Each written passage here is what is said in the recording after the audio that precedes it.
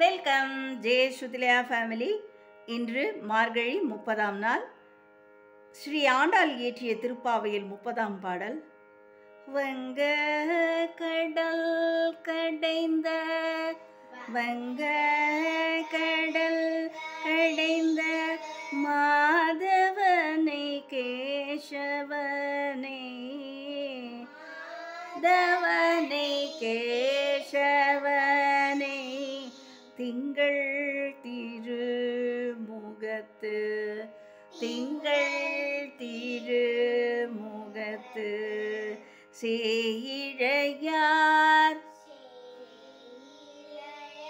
சென்றிரஞ்சி அங்கு அப்பறை அப்பறை கொண்ட ஆற்றை அணி அணி புதுவை பைங்கமல கமல தன் தெரியள் பட்டர்பிரான் பட்டர்பிரான் கோதை சொன்ன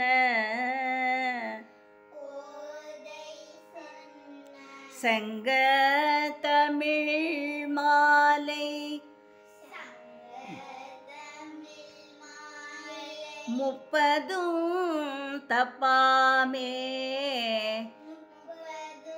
தப்பாமே இங்கு பரிசுரைப்பார் இங்கு பரிசுரைப்பார் ஈரிரண்டு மால்வரை தோள் வரைத்தோள் செங்கல் திருமுகத்து செங்கல் திருமுகத்து செல்வ திருமாலால் செல்வ திருமாலால் எங்கும் திருவருள்